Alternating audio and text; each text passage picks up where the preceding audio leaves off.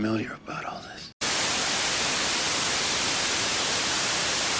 Hello guys and welcome to Rewind Reviews. In this video I'm taking a look at one of the final entries in the DCEU, and that is Blue Beetle. Based on the DC comic books and released in 2023, Blue Beetle sees an alien scarab choosing Jamie Reyes to be its symbiotic host, bestowing the recent college graduate with a suit of armour that's capable of extraordinary powers, forever changing his destiny as he becomes the superhero known as Blue Beetle. Directed by Angel Manuel Soto and written by Gareth Dunnett Alcazar, the movie stars Xolo Maridueña, Bruna Marquezine, Becky G, Damien Alcazar, George Lopez, Harvey Guillen, Adriana Barrazar, Brown Max Trujillo, Belissa Escobedo, Elpidia Carrillo and Susan Sarandon. Blue Beetle is one of those comic book characters I only really knew a little bit about, despite the fact that he is one of the older DC Comics characters and he has appeared in various different things over the years, like animated movies, TV shows and even games. I first encountered him in his one and only appearance in a TV show called Smallville, which was a show that focused on the younger years of Clark Kent, aka Superman. I know the CW doesn't have the best reputation, but that was one of the few solid shows from them and I really did enjoy it overall. But this video isn't about Smallville or the CW, so let's get back on track. With Blue Beetle, I was aware of the Scarab and how his powers work. I was aware of his team-ups with Booster Gold. I'm also fully aware that there's been 3 different Blue Beetles over the years. But most of this stuff I only really started finding out when I was in high school. I'd been getting more and more into DC Comics at that time, and I had started reading a lot more different comic books, and at that time the New 52, as controversial as that run was, had been getting released. I borrowed them from the library when they came in, so I was able to read quite a few volumes, and one of the ones that I did end up reading was Blue Beetle. And it was one of the better ones that I did end up reading. In fact, I'd say it was up there with things like Justice League and Green Lantern, surprisingly Aquaman. So when I say that I've only got a little bit of knowledge about Blue Beetle, the version that I am more referring to is Jamie Reyes, and that is the version that this movie is based on. So when they announced that this movie was going to be happening, I was a little bit surprised, but pleasantly so. But then they announced it was going to be an HBO Max exclusive alongside the now cancelled Batgirl movie, and I didn't really know how to feel about that. The marketing certainly didn't help either, because I'll be honest, it did look very generic and I found it hard to get excited about it. But with things changing behind the scenes at DC, Blue Beetle officially got a cinema release and has been met with some pretty positive reviews. And you know what? It's actually pretty good. This is one of the biggest surprises of 2023 for me, and I'll be honest, despite the fact that it does have a few problems which we will get into a little bit later on, I really did have a good time overall. Now, I do need to briefly mention that I have seen this movie twice in cinemas, mainly because I couldn't give a proper review for this film based on my first experience. And that might be the worst cinema experience I've had in a long time. It wasn't too packed a cinema, but around the area that I was sitting in was actually pretty crowded. There was quite a few people sitting around me, and there was a family sitting behind me. There was a dad, I think a mum, and 4 kids that couldn't have been older than 10, I guess. And throughout the trailers there was lots of talking, there was lots of shifting around, and you know, fair enough. But that should have been a warning sign to me because, and I'm not joking here, the entire runtime, okay, the full 2 hours, they would not shut up at all. They just kept talking. Sometimes they got a bit louder, sometimes it was more just like whispering. Occasionally I'd feel like a bit of a bump on the back of my chair, and it was like that throughout pretty much the entire film. I tried telling them to quiet down a few times and they either just flat out ignored me or just stared at me. I was kind of wedged in as well, so I couldn't really get up to go and find a staff member to deal with it, so I just had to put up with it. And also, why should I miss what's going on in the movie just because some people just can't be quiet? Honestly, it was just an awful experience. I even tried talking to the dad after the movie had finished and basically said to him, did you need to talk throughout the entire movie? And just nothing. All of this on top of what had become a really stressful week, plus my experience with my screening at Enter the Dragon. I was absolutely seething. So I decided to go and see this movie again. I paid a little bit extra to go and see it in a Dolby screening, and honestly, it was far better. I pretty much had the entire row to myself. There's loads of leg room, recliner seats, and it's so loud in there you wouldn't be able to hear anybody whispering anyway. Stuff like this is slowly starting to become much more of a regular thing now, with people on their phones. You can see the screens lighting up, some people turning the torches on to look for things. There's people chattering here and there. There's sometimes even people vaping. It's just being disrespectful to everyone around them, and I'm getting tired of it, so much so that I very nearly didn't go back to the cinema to rewatch this. And I am genuinely considering making cinema trips a rarer thing for me now. So please, if you are going to the cinema to go and see a movie, please be respectful of the others around you. You're not at home, you're not at your mates, you are there because you are there to see a movie. Don't start having conversations, don't go on your phone, and don't start vaping. Just be respectful, be mature, turn it all off, put it all away, finish your conversations and enjoy the movie. So with all that out of the way, let's talk about Blue Beetle. So for the story for this movie, we see a college graduate called Jamie Reyes returning home and starting a job with Cord Industries. But after he winds up with an alien scarab attached to his back, he has to go on the run and protect his family from evil forces that want to use the scarab to make world-destroying weapons. It is a decent enough story that manages to be both familiar and have sprinkles of something different with the addition of the family. It keeps the stakes small and offers much more personal drama than we usually see within a DC movie, with no real end-of-the-world threat and a plot that stays fairly self-contained. The only problem is, it feels a little bit too familiar, and that is probably my biggest gripe with this movie. While it was a really good movie, honestly, this is one of the DCEU's better offerings. A lot of what happens in this film has been done before. To me, it feels like a cross between 2018's Venom and 2015's Ant-Man with Iron Man technology. Venom because of the dynamic between Jaime and Khaji-da, the scarab, but admittedly a lot better than that film. And Ant-Man because,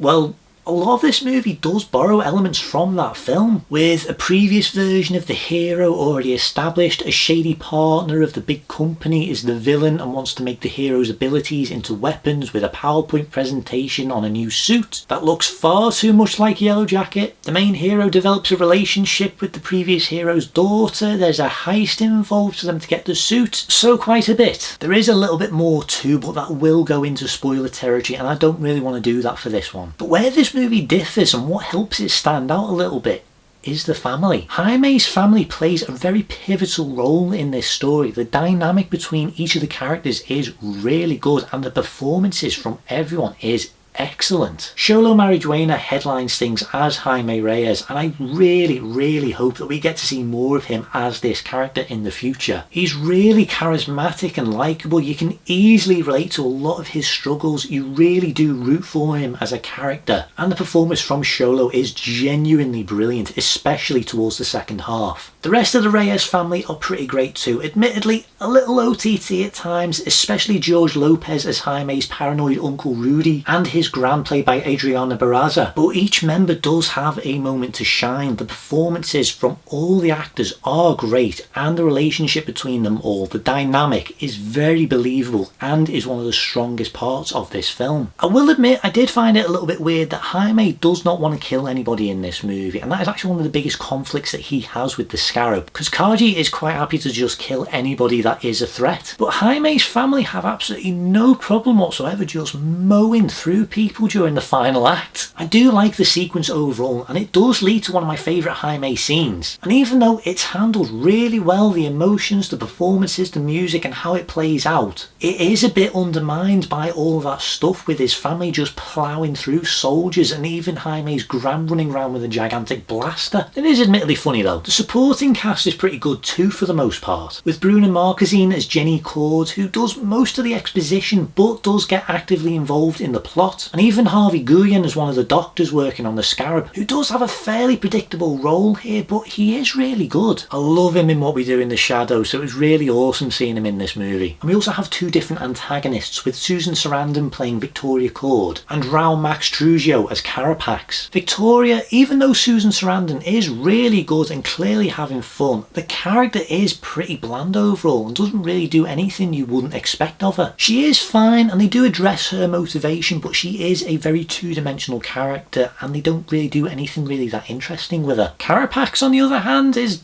actually pretty good. In fact, he is way more interesting as an antagonist than several of the villains from most of the past few DC Comics movies this year. He feels intimidating, he looks cool, although a little bit too much like Yellow Jacket whenever he's in costume, and he does actually have a proper backstory that does make you feel some sympathy for him, and it does tie into the overarching theme. He does have some fairly generic lines and he does get a little bit blander during one section of this movie, but he was genuinely a good antagonist for this movie, and Raul's performance, like everyone else in this film, was really good. That is something that I do want to mention without getting into spoilers.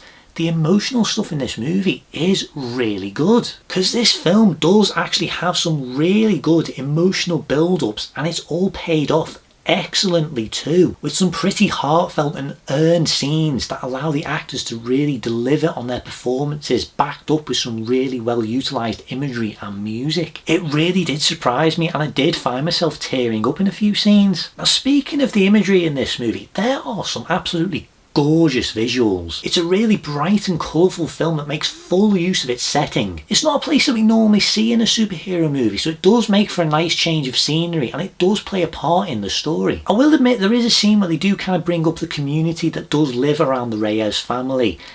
And while I really do like the payoff and I do like where it does lead to, I do think that there isn't really that much focus on them earlier on in the movie. And I feel like if they had done that, if they'd given the community a little bit more focus within the early sequences of the movie, I think that that payoff would have been a lot more better and a lot more emotional. It is an absolutely beautiful location that they have chosen to set this movie in, and while the visuals themselves aren't the most creative, I do think that they are pretty good overall, and that definitely goes for the costumes. The costumes in this movie are honestly perfect. The Blue Beetle costume genuinely looks like it has been ripped straight from the comics. It really pops on screen with a nice colour scheme and patterns that give it a slightly alien feel. What's even better for me is how practical it is, because this is a mostly real suit that uses a few CG enhancements to help it move more fluidly, especially the eyes and mouth, which I was really curious about what it was that they were going to do with this, because Blue Beetle in the New 52 comics and the Injustice game has a mask that works quite similarly to Deadpool in his movies, where it is that you can see his reactions, so I am glad that they did find a way to make it seem natural without making you forget that it is an armoured suit, unlike how most of Spider-Man's masks are in most of his live action movies. You see, Sony, this is how you do it. I do need to quickly mention that the CG and effects in general for this movie are actually pretty good and never look out of place. And before you ask, yes, they are absolutely 10 times better than the ones in The Flash. There are quite a few bigger scenes that are pretty CG heavy in this movie, but they really do look good overall, especially Jaime's first flight, which is genuinely great. And on a side note, it does make a slight change from all the nanotech costumes that we have seen in the MCU movies, where everyone just seems to have a nanotech suit.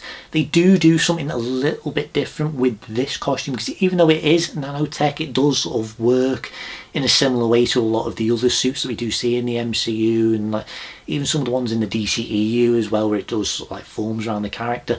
I like that there is the addition of the fact that it does kind of like burn away his clothes whenever it does activate, which does lead to some funny scenes when the costume does disappear and then he's just sort of left in the nude and he's just got to cover himself up. I even liked that they used it to enhance the body horror elements too, which I really wasn't expecting. It's really more during the transformation scenes and when you see how the scarab has attached itself to Jaime. It can be a little bit grisly at times, and there is one slightly gory scene that did catch me off guard, but it is fine overall and it is balanced out very well with a very light tone and some fairly okay humour, so I feel like younger viewers should be okay with this one. Now, I did say a little bit earlier that this movie is much more of an adaptation of the New 52 era Blue Beetle, and for the most part it is a fairly faithful adaptation. That said, it does manage to encompass the wider history of this character in a really nice way, with Cord Industries getting a large amount of focus, plus a few Easter eggs to Ted Cord himself and even Dan Garrett, the original Blue Beetle. I do need to mention the references and Easter eggs throughout this movie though, and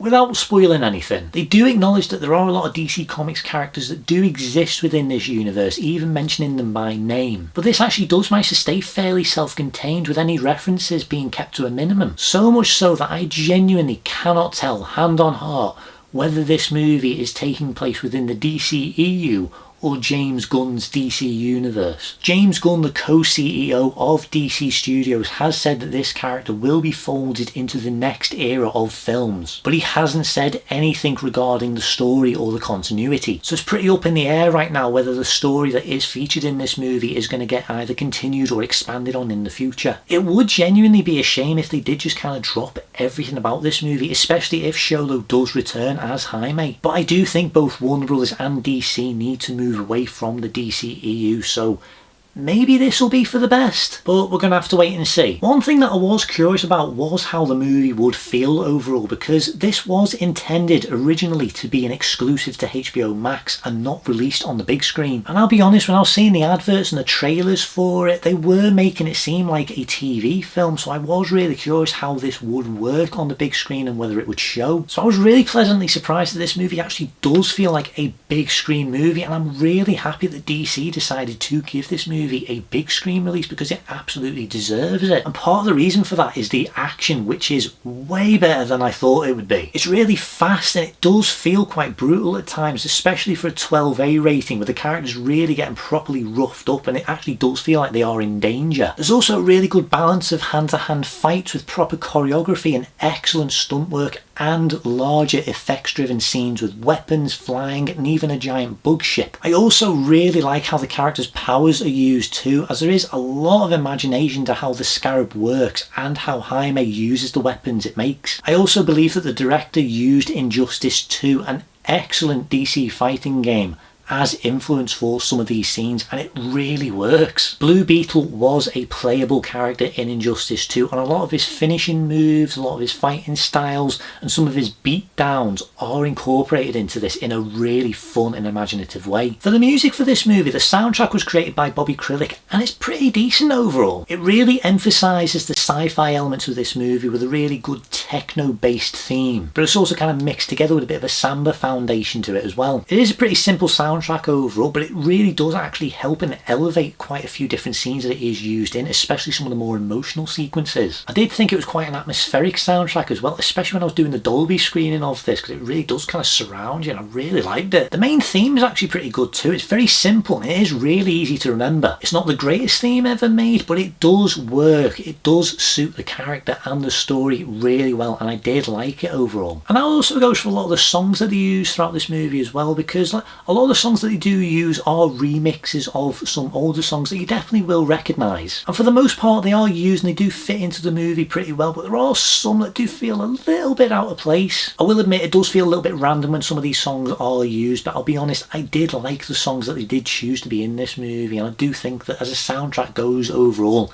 it is really good. Overall, I thought this was a really good and fun movie that is definitely worth checking out. I loved the main characters and the family dynamic. The villains were a mixed bag, but work well. The action, stunts, music and cinematography are all really good, and that even goes for the effects. It does feel like a big movie despite its small focus, so I would honestly say that if you get the chance to see this on the big screen, please do. It is genuinely a good time and it is one of the better comic book movies this year. I'd even go so far as to say this is easily DC's best this year. If you're a DC fan, give this a watch. If you're a comic book fan, give this a watch. If you're just a casual moviegoer, I'd still recommend giving this a go. It really is worth seeing if you can, but as I said, this is a film that does do a lot that has been done before, sometimes better, and it can feel a bit repetitive compared to a lot of recent superhero movies. But I really enjoyed it overall, and for that reason, my rating for Blue Beetle is an 8 out of 10. I really hope that we do get to see more of this character on the big screen and what it is that this movie does set up. I've also got my fingers crossed for a cameo from Blue Beetle in Booster Gold. So I think that is pretty much everything I want to say for this video. So if you have watched this video, thank you very much for watching. If you do enjoy this content, please like, please subscribe and hit the notification button to keep up to date on everything that is going on here. If you've seen Blue Beetle, let me know down in the comments what you think about it. Plus, if you have any suggestions for any future Rewind reviews you would like me to do, let me know down below. Depending on what the movies are, I will start easing off on some of the more newer release movies that I will be doing reviews for, so expect more Rewind reviews in the future. Plus there might be a few surprises thrown in as well. But until then,